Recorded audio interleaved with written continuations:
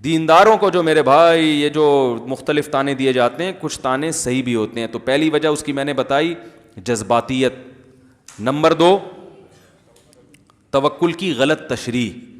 سمجھ رہے ہو نا, زمینی حقائق دیکھ کے فیصلے نہیں کر رہے ہوتے, محنت نہیں. جو قوم محنت کرتی ہے, دیکھو غیر مسلم ممالک میں, یورپ میں بہت سے کنٹریز ایسے ہیں جن کی طبعی عمر 10-20 سال تک بڑھ چکی ہے. ریٹائرمنٹ کی عمر بڑھا دی ان لوگوں نے, 60 سال ہوتی تھی اب 70 سال ریٹائرمنٹ کی عمر کر دی. کیوں؟ اس لیے کہ جگہ جگہ جم بن گئے ہیں, جگہ جگہ پارک بن گئے ہیں, لوگ جاگنگ بھی کر رہے ہیں, واکنگ بھی کر رہے ہیں, اور جناب صحت کا بڑا خیال کر. تو اللہ نے ان کی عمروں کو, جاپان میں 100 سال سے اوپر کے بہت لوگ ملیں گے آپ. ہمارے ہاں پہلے ماں اپنے بچے کو توکل کی بھیंٹ چڑھاتی ہے, وہ جو چیزیں بچے کے لیے ضروری ہیں وہ کھانے کو نہیں دے گی, وہ جو گند بلا دکان سے مل رہا ہے کھایا جا رہا ہے, کھایا جا رہا ہے, کھایا جا رہا ہے. جب بچہ ہو گیا بیمار تو پھر دم درود, پھر بھی پرہیز نہیں, دم درود, جھاڑ پھونک, تعویذ, دعائیں, منتیں, نظر لگا دی, فلاں نے یہ کر دیا, مرچیں جلاؤ, یہ گھما پھرا کے پھر وہ اللہ کی قدرت ہوتی ہے کہ وہ بچ جاتا ہے. بچتے بچتے پھر مختلف. اچھا, پارک میں جو چہل قدمی کرتے ہیں نا معذرت کے ساتھ, ان سے میں کئی دفعہ میرا ارادہ ان سے بولوں کہ آپ گھر چلے جائیں, اس چہل قدمی میں ٹائم ویسٹنگ کے علاوہ کچھ بھی حاصل نہیں ہو رہا. کبھی کبھار میں بھی صبح پارک میں جاتا ہوں نا, کن پارکوں میں جاتا ہوں یہ نہیں بتاؤں گا میں آپ کو, کبھی کسی میں کبھی کسی میں کبھی لوکیشن نہیں بتاتا میں تو. لیکن پارک میں ایک چیز دیکھی ہے, لوگ چہل قدمی کر رہے ہوتے ہیں باتوں کے ساتھ, واکنگ کے بجائے ٹاکنگ پہ زیادہ زور ہوتا ہے. ایسی چہل قدمی کا کوئی فائدہ نہیں ہے. یہ جو صبح کی واکنگ ہے نا, یہ اسپیڈ کے ساتھ ہوتی ہے اور اپنی پوری دماغ کو ایک طرف فوکس کرنا ہوتا ہے. خواتین بھی نظر آتی ہیں اس میں, بڑی عمر کی خواتین ہیں جن کو ڈاکٹروں نے بتایا ہوتا ہے کہ بھئی آپ بھی واکنگ کریں, تو وہ وہی ساس بہو کے قصے چل رہے ہیں, او بہن تم تو. ابھی میں جاگنگ کر رہا تھا, جاگنگ تو چند کچھ بوڑھی عورتیں تھیں, میں جاگنگ کرتے ہوئے ان کے قریب سے گزرا نا, تو بہو کا لفظ میرے کان میں پڑا کہ نہیں وہ بہو جو ہے نا آٹا نہیں گوندتی, پتہ نہیں کیا کرتی. میں نے کہا بھائی ان سے بولو یہ مسائل بس کرو یار. یہاں اگر بہو اور نندوں جٹھانیوں کی ٹینشن پارک اس لیے تھوڑی بنا ہے بھائی, چھوڑو باتیں نہیں کرو, ابھی اسپیڈ کے ساتھ آپ واکنگ کریں. آپ کسی ڈاکٹر سے پوچھ لیں, اس طرح کی واکنگ کا کوئی فائدہ نہیں ہے جو ٹاکنگ کے ساتھ ہو. ایک دم اسپیڈ کے ساتھ چلنا پڑتا ہے, سانس پھولے آپ کا, اور پھر لمبے لمبے سانس لے ہوا میں. یہ 10-15 منٹ کی واکنگ بہت زیادہ مفید ہے صحت کے لیے. تو جاگنگ بھی نہیں ہے, نہ واکنگ ہے, نہ جم وم جانا اسلام کے خلاف سمجھا جاتا ہے. میں کبھی کبھار جم جاتا ہوں, ہر تھوڑے دیر میں آدمی آ کے مجھے دیکھ رہے ہوتے جیسے کوئی پتہ نہیں کوئی خلائی مخلوق آ گئی ہے. کہہ رہے مفتی صاحب آپ, مفتی صاحب آپ ریئلی اس طرح کہ پتہ نہیں کتنے تو عقیدت یعنی چینل کو انسبسکرائب کر چکے ہوں گے اب تک. یا مفتی صاحب یہ مفتی ہو گئے یار, یہ کام کر رہے ہو. اب مجھے ایک بات بتاؤ, ایک کامن سینس کی بات ہے. صحابہ کے دور میں, بلکہ صحابہ کیا 100 سال پرانے چلے جائیں, جسمانی محنت زیادہ تھی نا لوگوں کی. گاڑیاں ایجاد نہیں ہوئی تھیں, بائکیں نہیں تھیں, سارے کام پیدل ہوتے تھے, اور سارے کام لوگ گھر میں خود کرتے تھے. وزن بھی اٹھا رہے ہیں, ادھر جا رہے ہیں ادھر جا رہے ہیں. کمپیوٹر ایجاد نہیں ہوا تھا, کوئی ٹھش پش بٹن کا کوئی سسٹم نہیں تھا. بیل بھی نہیں ہوتی تھی, دروازہ بجانا پڑتا, دھاپ دھاپ دھاپ, اس سے ہاتھوں کی ایکسرسائز ہوتی تھی. کیا خیال ہے, گدھے کو چلانے میں آدمی کو خود گدھا بننا پڑتا ہے. گدھا اگر مریل ہے تو اس کو دھکے دینے ہیں, گھوڑا گاڑی, گدھا گاڑی, یہ ساری چیزیں ہوتی تھی نا. تو جسمانی ایکٹیویٹی بہت زیادہ تھی. اب مجھے ایک بات بتاؤ, سائنسی ترقی سے کیا انسان کی نیچر چینج ہو گئی ہے؟ لوگ کہتے ہیں اب اتنی ترقی کا دور ہے, اب ہمیں جسمانی محنت کی ضرورت نہیں ہے. تو میں کہتا ہوں بھائی آدم علیہ السلام کو بھی پیٹ بھرنے کے لیے روٹی کھانی پڑی تھی, گندم یا جو. اب کوئی یہ کہے کہ سائنس نے بہت ترقی کر لی ہے, اب ہم 10,000 سال پرانا والا فلسفہ نہیں چلائیں گے, اب بھی وہی خربوزے کھائیں, انار کھائیں. اب تو اتنی ٹیکنالوجی نے ترقی کی ہے, اب تو گیس پہ چلیں گے ہم. ہو سکتا ہے بھائی جاپان کا سائنسدان جو بہت بڑی ایجادات کر چکا ہے, لیبارٹری میں جب وہ کام کر رہا ہوتا ہے نا, تو اپنی انرجی کے لیے اس کو بھی باہر نکل کے خربوزہ کھانا پڑتا ہے. ایسا ہی ہے نا.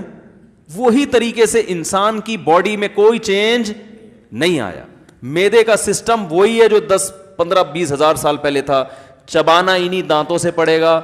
گرینڈ کی بھی چیزیں آپ پیٹ میں ڈالو گے کہ مجھے دانتوں کے چبانے کے اب تکلف نہ ہو, تو وہ تھوڑے دنوں میں مر جاؤ گے. ویسے ہی آپ, ایسا ہی ہے نا. روٹی بھی چبانی پڑے گی آپ کو, وہ سارا. ہاں بیماروں کے لیے نئی نئی چیزیں ایجاد ہو گئی ہیں, لیکن وہ جو چیزیں ایجاد ہوئی ہیں وہ بھی ہیں یہی جڑی بوٹیاں ہیں جن کو مختلف شکلوں میں. پیناڈول اب اس پیکنگ میں آ گئی ہے, ورنہ پیناڈول ہمیشہ سے کھا رہا ہے انسان, لیکن اس شکل میں نہیں تھا. اس شکل میں نہیں, وہ کسی اور شکل میں ہوگی. وہ حکیم کوئی جڑی بوٹی کھلا دیتے ہوں گے جس میں بخار اتارنے کے کچھ چیزیں پڑی ہوئی ہوتی ہوں گی اس میں. تو پیراسیٹامول جو ہے نا, جو مشہور ایک فارمولا ہے. تو اسی طرح یاد رکھو, جب سائنس کتنی ہی ترقی کر لے, اب اگر کمپیوٹر ایجاد ہو گیا ہے اور آپ بٹن پہ سارے کام کر لیتے ہو, تو اس سے آپ کی انگلیوں کو جو حرکت دینے کی ریکوائرمنٹ ہے وہ پوری نہیں ہوگی. سمجھ رہے ہو نا. اس کے لیے آپ کو الگ سے حرکت دینی پڑے گی, بھاگنا پڑے گا, چلنا پھرے گا. کیونکہ اللہ نے جو ہمیں مسل دیے ہیں وہ اس لیے تھوڑی دیے ہیں, وہ تو ہاتھ تو وزن اٹھائے گا تو ہاتھ رہے گا, پاؤں سے چلو گے تو چلنے کے قابل رہو گے. اور یہ بات تو وہ جنہوں نے یہ مشینیں ایجاد کی ہیں وہ ہم سے زیادہ ان چیزوں کے قائل ہیں. تبھی وہ اتنی کچھ ایجاد کر کے بھی سائیکلنگ کر رہے ہوتے ہیں, صبح صبح سائیکل چلا رہے ہوتے ہیں, جاگنگ کر رہے ہوتے ہیں. میں ملیشیا میں تھا تو زیادہ تر غیر ملکی ہمیں لگے پارک میں جاگنگ کرنے والے. مسلمان وہاں بھی کیا ہیں بیچارے, شارٹ. تو اب اس میں کوئی مفتی ہو, عالم ہو, جو بھی ہو, کچھ بھی بن جاؤ, تو باڈی یہ نہیں دیکھتی کہ آپ مفتی صاحب ہیں تو آپ گھر میں پڑے ہوئے رہیں, ٹھیک ہے نا. کھاتے جائیں, اسٹور کرتے جائیں, آپ کے کوہان کی شکل میں جمع ہو جائے گا. کیونکہ آپ مفتی ہیں, آپ کے پاس ورزش کا ٹائم نہیں ہے, یا ورزش آپ کے وقار کے خلاف ہے. لوگ کیا کہیں گے؟ لوگ بولیں گے مفتی صاحب ہو کے ڈنڈ پیل رہے ہیں. تو لہٰذا یہ آپ کے چونکہ ایکچولی وقار کے خلاف ہے, تو وہ کیا نتیجہ یہ نکلے گا کہ وہ جو مفتی صاحب ہیں, باڈی نہیں مانتی کسی کو تو مفتی ہے یا عالم ہے یا ڈاکٹر ہے یا کچھ, باڈی نہیں مانتی. وہ کہیں گے بھائی پہلے تم انسان ہو, میڈیکل سائنس کی زبان میں تم ایک سمجھدار حیوان ہو. حقیقت ہے نا, میڈیکل سائنس کیا کہتی ہے, انسان بھی جانور ہی ہے لیکن ایک بڑا ذہین قسم کا حیوان ہے وہ. تو لہذا تمہیں صحت کو مینٹین رکھنے کے لیے وہ تمام کام کرنے پڑیں گے جو ایک مزدور کو کرنے پڑتے ہیں, ایک گٹکے والے کو کرنے پڑتے ہیں, ایک ٹماٹر والے کو کرنے پڑتے ہیں. اس میں چاہے کوئی مفتی اعظم ہو, چاہے وزیر اعظم ہو, چاہے وہ کچھ بھی ہو. لیکن لوگوں کی ایک سوچ کی بات بتا رہا ہوں. تو اب اکثر دینداروں کو دیکھا ہے وہ ورزش نہیں کرتے, وہ وقار کے خلاف سمجھتے ہیں. بزرگ بعض لوگ ہیں وہ نہیں کر رہے ہوتے ورزش, حالانکہ وہ بزرگ ہیں, وہ کہتے ہیں یار ہم ورزش کریں. وہ اگر پارک میں چہل قدمی بھی کر رہے ہوتے ہیں نا, تو وہ اپنے بزرگی کا پورا خیال کر کے کر رہے ہوتے ہیں, ایسے وقار سے خرامہ چلو. پھر مریدین کہہ رہے ہوتے ہیں کہ ہم حضرت جی سے ایک قدم آگے نکل گئے تو گستاخی ہو جائے گی, تو مریدین کی واکنگ بھی گئی تیل لینے. میں نے دیکھے ہیں بعض لوگ خانقاہوں سے فارغ ہیں, کوئی خلافت ملی ہوئی ہے ان کو, جوان ہیں, تو اب وہ واکنگ کر رہے ہوتے ہیں پارک میں بڑی تمیز کے ساتھ نا, وقار کے ساتھ, اور اسی وقار کا خیال کرتے ہوئے ان کے مریدین بھی پیچھے. وہ مریدین یہ ہو رہے تھے ایک قدم آگے نکل گئے تو گستاخی بھی ہو سکتی ہے. اب گستاخی تو کے چکر میں وہ تیز واک ہی نہیں ہو رہی. تو میں کہتا ہوں یا تو تمیز ادب کر لو یا اپنی صحت بنا لو, دونوں میں سے ایک کام کر لو. تو ان لوگوں سے میں مریدوں سے کہتا ہوں بھائی اپنے شیخ کے ساتھ واکنگ کی ضرورت ہی کیا ہے, شیخ کی اسپیڈ آہستہ ہے, آپ کی اسپیڈ تیز ہے. تو اگر بے ادبی کا خطرہ ہے تو دوسرے پارک میں جا کے وہاں کر لیا کرو, ٹھیک ہے نا. کیونکہ صحت یہ نہیں دیکھتی کہ آپ ادب کی وجہ سے آہستہ چل رہے تھے. اگر صحت یہ دیکھتی نا کہ چونکہ ان کے پاس چلنے کا ٹائم نہیں تھا, ان کو تیز چلنا چاہیے تھا, لیکن چونکہ ایکچولی ایک مجبوری تھی جس کی وجہ سے آہستہ چل رہے تھے, تو ان کی انرجی جتنی برن تیز چلنے میں ہونی چاہیے تھی اتنی آہستہ چلنے میں ہوگی. فطرت ان چیزوں کو لیفٹ نہیں کراتی. تو صحت کے معاملے میں دینداروں کو دیکھ لو, صحتیں برباد کی ہوئی ہیں. اور پھر ایک صاحب کو تو میں نے یہاں تک کہا, میں نے کہا دیکھو پھر بھی اللہ چاہے بیمار کر سکتا. اگر کوئی جم جا رہا ہے, جاگنگ کر رہا ہے, سارا صحت کا خیال کر رہا ہے, پھر بھی اللہ, پھر اگر بیماری آئے گی نا وہ کس کی طرف سے ہوگی؟ وہ اللہ کی طرف سے ہوگی, وہ اللہ کی طرف سے ہوگی. وجہ اس کی یہ کہ بھائی وہ اس کے بس میں جو تھا وہ اس نے. ابراہیم علیہ السلام بیمار ہوئے تو کیا وہ اپنی صحت کا خیال نہیں رکھتے ہوں گے؟ ہمارے نبی صلی اللہ علیہ وسلم بیمار ہوئے, ہمارے نبی سے زیادہ کون صحت کا خیال رکھتا ہوگا؟ آپ نے تو وہ چیزیں بتائی ہیں جو صحت کے لیے مفید ہیں, جو صحت کے لیے نقصان دہ ان سے منع کیا ہے, لیکن آپ صلی اللہ علیہ وسلم بھی بیمار ہوئے ہیں. تو ایک بیماری وہ ہوتی ہے جو اللہ کی طرف سے اور ایک خود کی طرف سے. تو ایک صاحب تھے, وہ کہنے لگے مفتی صاحب جب صحت کا خیال بھی ہم کریں گے اور جم بھی جا رہے ہیں اور جناب جاگنگ بھی کر رہے ہیں اور یہ سارے, تو پھر بیمار ہی نہیں ہوں گے, تو بیماری تو اللہ کی رحمت ہے اور اس میں تو گناہ معاف ہوتے ہیں, اور اگر کبھی کوئی بیماری نہ ہو تو یہ تو بڑا عذاب ہے. میں نے کہا بیماری اللہ کی رحمت ہے بشرطے کہ اپنی حماقتوں سے نہ آئی ہو. سمجھ رہے ہو؟ وہ اللہ ہی کی طرف سے ہو. آپ گٹکا کھا کے منہ کا کینسر ہو گیا تو یہ آپ کی طرف سے ہے, یہ کینسر اللہ کی طرف سے نہیں ہے. سگریٹ پی پی کے پھیپھڑوں کا بیڑا غرق کر دیا آپ نے, تو یہ بیڑا غرق اللہ کی طرف سے نہیں ہوا ہے, ہوا تو اللہ کی طرف سے, اس لیے کہ سارے کام اللہ ہی کرتا ہے, لیکن وہ آپ کی حماقت کی سزا دی اللہ نے آپ کو.